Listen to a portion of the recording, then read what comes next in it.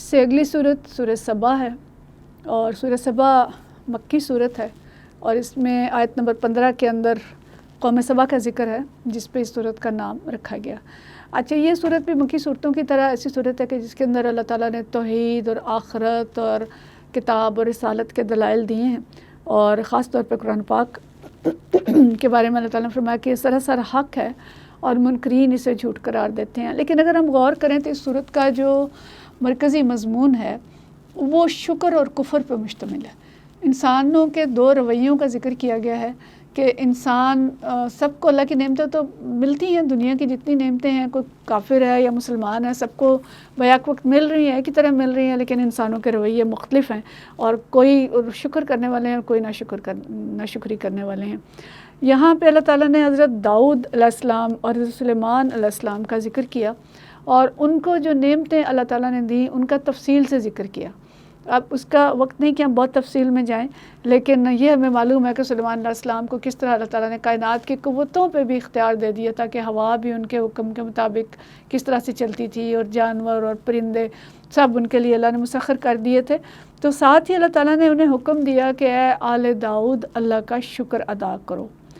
اور ان کے شکر کی مثالیں اللہ تعالیٰ نے دیں۔ اور اس کے بعد ان کے ذکر کے بعد قوم سبا کا ذکر کیا۔ قوم سبا اپنے دور کی ایک بڑی قوم تھی، اور اس کو اللہ تعالیٰ نے جو نعمتیں دی تھیں اس میں آبادی ان کی بہت زیادہ تھی،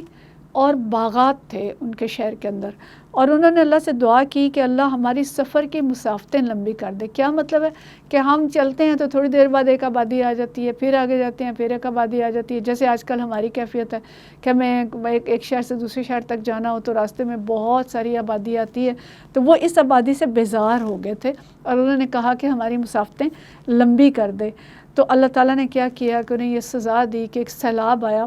اور ان کے باغات اجڑ گئے، اور اس کے بدلے اللہ تعالیٰ نے جھاڑ جھنکار جو ہیں ان کے لیے اگا دیے۔ تو ہمارے لیے لمحہ فکریہ ہے کہ آج جو انسانوں کے رویے ہیں کہ جنہیں اللہ تعالیٰ اولاد دیتا ہے یا ان کی آبادیاں زیادہ ہوتی ہیں، تو وہ کس طریقے سے فیملی پلاننگ کی تحریکوں کے ذریعے یا بہبود آبادی کے نام پہ ان آبادیوں کو کم کرنے کی تحریکیں چلاتے ہیں۔ اور دلچسپ بات یہ ہے کہ جو قومیں یہ تحریکیں چلا کے آبادیاں کم کر چکی ہیں، وہ اب اس مقام پہ پہنچ گئی ہیں کہ وہ انسینٹیوز دے رہی ہیں کہ آبادی کس طرح سے زیادہ کریں۔ ان کے شہروں کے اندر اسکولوں میں داخل کرنے کے لیے بچے نہیں ہیں، فوج میں بھرتی کرنے کے لیے لوگ نہیں ہیں،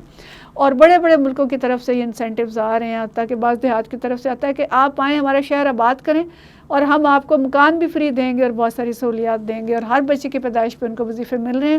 لیکن دوسری طرف ہم وہ لوگ ہیں کہ جو ابھی اس چیز کو سمجھ نہیں سکے، اور اللہ نے ہمیں جو مین پاور دی ہے، بجائے اس کے کہ ہم اس کا صحیح استعمال کریں اور اس کے استعمال کی اچھی منصوبہ بندی کے ساتھ ہم ترقی کریں، اس کو ہم کم کرنے کے لیے اسی قوم سبا کے مطابق ہمارا رویہ ہے، اس پہ اللہ تعالیٰ کو غصہ آتا ہے۔ تو کسی بھی قوم کے لیے جو طاقت ہوتی ہے وہ اس کی مین پاور ہوتی ہے یا اس کے دوسرے مادی وسائل ہوتے ہیں، تو بہترین قوم وہ ہوتی ہے جو ان چیزوں کو اچھے طریقے سے استعمال کرے اور ان سے فائدے اٹھائے۔ ذرا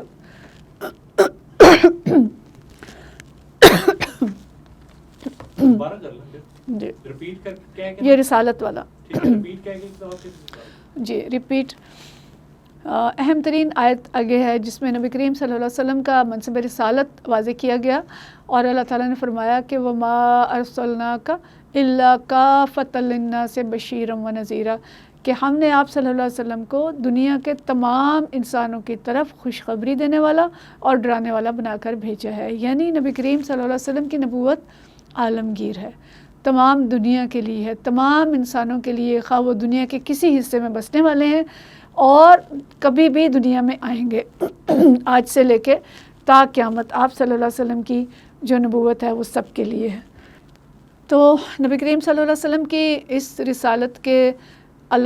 پیغام بردار جو ہیں وہ اب ہم ہیں، اور ہمیں اس پیغام کو لے کے پوری دنیا تک پہنچانا ہے۔ اور نبی کریم صلی اللہ علیہ وسلم کی اسی رسالت پہ جو انکار کرنے والے لوگ تھے، آیت نمبر 43 سے لے کے 46 تک ان کی جو اعتراضات تھے، اللہ تعالیٰ نے ان کو نقل کر کے ان کا بہت مؤثر انداز میں جواب دیا، جو آج کے منکرین حدیث بھی کہتے ہیں اور ایتھسٹ بھی کہتے ہیں۔ تو یہ آیات ہم پڑھیں قرآن حکیم سے، اور ان میں تفصیل ہم جانیں کہ نبی کریم صلی اللہ علیہ وسلم کی رسالت جو ہے وہ کس طرح سے ثابت کی گئی ہے۔ تو سورہ سبا کا جو بنیادی سبق ہے وہ اللہ تعالیٰ کی نعمتوں کا شکر ہے اور ان کا درست استعمال ہے، اور دوسری چیز یہ ہے کہ انسانی وسائل سے فائدہ اٹھانے کے لیے ہم کیا منصوبہ بندی کریں، اور تیسری چیز یہ ہے کہ نبی کریم صلی اللہ علیہ وسلم کی عالمگیر نبوت جو ہے اس کے پیغام بردار اب ہم ہیں، اس کو ہم پوری دنیا تک پہنچائیں۔ آج کے سبق میں اگلی سورت سورہ فاطر ہے، اور سورہ فاطر بھی مکی سورت ہے، بہت خوبصورت سورت ہے، اور اس میں اللہ تعالیٰ کی محبت جھلکتی ہے اس سورت سے، اور اس کے اندر ایمانیات کے دلائل ہی ہیں مکی صورتوں کی طرح، اور ایمانیات میں توحید، کتاب اللہ، آخرت کے بارے میں دلائل دیے گئے ہیں، اور ان دلائل کے ساتھ پھر انسانوں کے دو رویے اللہ تعالیٰ نے تقابل کر کے اس سورت کے اندر بہت اچھے انداز میں بتائے ہیں کہ اللہ نے تو تمام دلائل دے دیے قرآن کے اندر اور نبی کریم صلی اللہ علیہ وسلم کے ذریعے، لیکن انسانوں میں پھر بھی کیا ہیں کہ کچھ انکار کرنے والے ہیں جن کو اس دور میں کافر کہا جاتا تھا، اور آج یہ ایتھسٹ ہیں، دہریے ہیں، اور ان کے بہت سے نئے نئے نام ہیں، اور کچھ ماننے والے ہیں جنہیں مومنین صالحین کہا جاتا ہے۔ تو اللہ تعالیٰ نے جو دلائل دی ہیں میں ان کا خلاصہ رکھوں گی کہ اس صورت کے اندر کہ اللہ نے پہلے اپنے احسانات کی طرف متوجہ کیا ہے کہ تم سوچو کہ تمہارے پر اللہ کے کیا کیا احسانات ہیں، اور کچھ سوالات کیے ہیں کہ بتاؤ کوئی اور خالق ہے جس نے تمہیں پیدا کیا ہو، اور زمین اور آسمان سے تمہیں رزق کون دیتا ہے؟ زمین سے رزق یہ کہ فصلیں کون اگا سکتا ہے،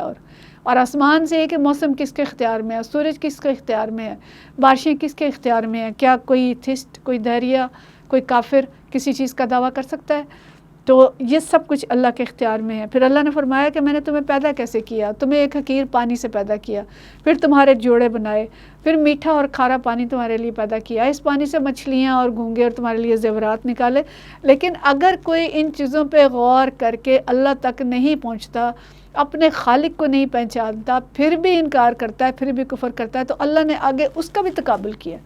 اور اللہ تعالیٰ فرماتا ہے کہ جو کوئی نہیں دیکھتا، اللہ اس سے کہتا ہے کہ یہ اندھا ہے، یہ آنکھوں والا نہیں ہے، کہ آنکھوں والے لوگ جو ہیں وہ بصیرت رکھتے ہیں اور وہ ان چیزوں کو دیکھ کے حقیقی خالق اور مالک تک پہنچتے ہیں، تو قرآن اسے اندھا کہتا ہے، اور پھر اللہ تقابل کرتا ہے کہ کیا اندھا اور آنکھوں والا برابر ہیں؟ یعنی سوچیں اس بات پہ، اور تقابل میں اللہ نے فرمایا کہ کیا تاریکی اور روشنی برابر ہیں؟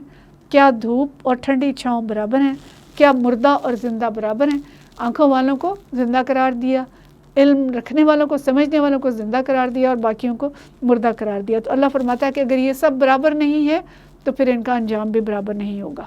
نہ دنیا میں ان کا انجام برابر ہوگا، جیسے ان کے رویے ہوں گے ویسے ان کی زندگیاں ہوں گی، اور نہ آخرت میں ان کا انجام برابر ہوگا، آخرت میں بھی ان دونوں کا جو ہے وہ الگ الگ انجام ہمیں نظر آئے گا۔ پھر اس کے بعد اسی کے ریفرنس سے ایک اور بات ہمیں سمجھ میں آتی ہے کہ اللہ تعالیٰ فرماتا ہے کہ اللہ سے ڈرتے وہ لوگ ہیں جو علم رکھتے ہیں۔ یعنی علم کی ڈیفینیشن بھی ہمیں سمجھ آئی، ہم سمجھتے ہیں کہ علم معلومات کا نام ہے، کہ بس ہمارے پاس جو ہم نے ڈگریاں لے لیں اور بڑی بڑی ہم نے پی ایچ ڈیز کر لیں تو ہم عالم بن گئے۔ نہیں، اللہ فرماتا ہے عالم کون ہے؟ کہ جو اللہ سے ڈرتا ہے۔ تو اللہ سے ڈرنے والا، یعنی عالم وہ کس طرح اللہ سے ڈرتا ہے کہ عالم کو پتہ ہے کہ میرا اللہ سمیع بصیر ہے، وہ مجھے دیکھ رہا ہے، وہ ہر وقت میرے اوپر ہے، میرے اوپر ایک پہرا لگا ہے، میرے ساتھ فرشتے لگے ہیں کرامن کاتبین، اور وہ دنیا کی جو کائنات کی چیزیں ہیں ان کے دلائل سے وہ اللہ کے قریب پہنچتا ہے۔ تو عالم اصل میں اب وہ ہے کہ جو اللہ سے ڈرے گا، اس کا طرز عمل بدل جائے گا، اس کا رویہ بدل جائے گا، اس کی زندگی صحیح ہو جائے گی، وہ تو عالم ہے۔ اور دوسرے کو اللہ تعالیٰ نے کہا جاہل ہے، اور یہ عالم چاہے ایک کلاس بھی نہ پڑھا ہو، تو اس نے کسی اسکول میں علم حاصل نہ کیا ہو، لیکن اللہ سے ڈرنے والا، اللہ کو پہچاننے والا عالم ہوگا، اور دوسرا جو ہے وہ جاہل ہوگا۔ اور اللہ تعالیٰ نے اہل ایمان کو، ان کے اس علم کو، ان کی اللہ کے ساتھ اس معاملے کو تجارت سے تشبیہ دی، اور کہا کہ ایسی تجارت ہی اپنے اللہ کے ساتھ کر رہے ہیں جس میں انشاءاللہ کوئی خسارہ نہیں ہوگا۔ اور یہ کتاب اللہ نے جو بھیجی، جس کے اندر یہ سارے دلائل بیان کیے، اللہ نے 3 رویے اس کے بعد اہل کتاب کے بھی بیان کر دیے کہ جن لوگوں کو کتاب دی گئی تھی، یا اب ہم جن کے پاس یہ کتاب ہے کلام پاک، کہ اس میں ایک لوگ تو وہ ہیں جن کا رویہ یہ ہے کہ جو قرآن کو اللہ کی کتاب مانتے ہیں، اور محمد صلی اللہ علیہ وسلم کو اللہ کا رسول تو مانتے ہیں، لیکن عملاً کتاب اللہ کی پیروی نہیں کرتے، اور رسول اللہ صلی اللہ علیہ وسلم کی سنت کا اتباع نہیں کرتے۔ یہ مومن تو ہیں لیکن گناہگار مومن ہیں۔ دوسرا گروہ وہ ہے کہ جو درمیانے لوگ ہیں، کہ کچھ تو مان لیا اور کچھ نہ مانا، کبھی نیکیاں کر لیں کبھی گناہوں میں مبتلا ہو گئے، یہ درمیانے درجے کے لوگ ہیں۔ اور تیسرے لوگ ہیں نیکیوں میں سبقت کرنے والے، یہ اتباع سنت میں بھی پیش ہیں اور اللہ کا پیغام اس کے بندوں تک پہنچانے میں بھی آگے ہیں۔ یہ لوگ دین کی خاطر قربانیاں بھی دیتے ہیں، گناہ ان سے بھی ہو جاتے ہیں لیکن اپنے گناہوں پہ فوراً توبہ کرتے ہیں۔ اللہ نے فرمایا کہ یہ بہت بڑا فضل ہے، اور اللہ کی رحمت سے ویسے تو بعید نہیں ہے کہ سب کو وہ جنت میں داخل کر دے، لیکن جو علماء نے لکھا ہے یہاں پہ کہ تیسرا گروہ جو ہے یہ انشاءاللہ بغیر حساب کتاب کے جنت میں داخل ہوگا اور دوسرے سے ہلکا محاسبہ ہوگا، اور پہلا گروہ جو ہے اللہ کی اپنی مرضی ہے کہ وہ اپنی رحمت میں لے یا ان کے ساتھ کیا معاملہ کرے۔ اور آخر میں اللہ تعالیٰ نے فرمایا کہ دوزخ والے چیخو پکار کریں گے اور پھر فرشتے ان سے پوچھیں گے کہ تمہارے پاس کوئی ڈرانے والا نہیں آیا تھا؟ تو وہ کہیں گے کہ آیا تو تھا لیکن ہم نے اس پہ توجہ نہیں کی۔ تو اللہ تعالیٰ ہمیں اپنی کتاب اور اپنے احکامات کے ساتھ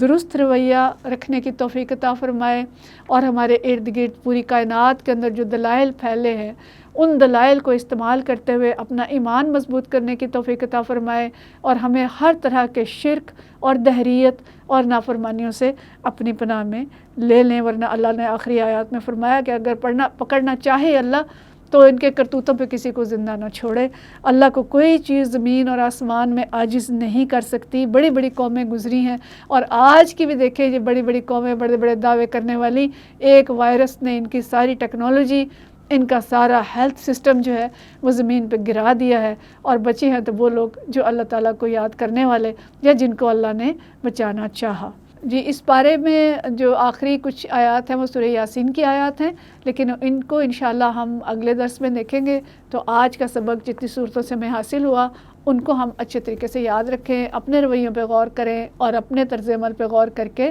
ہم اپنے لیے آج کا جو حکم الیوم بنتا ہے اس کو نکالیں تاکہ اللہ تعالیٰ ہم سے راضی ہو جائے اور ہم بہترین مسلمان بن سکیں۔ وآخر دعوانا ان الحمدللہ رب العالمین۔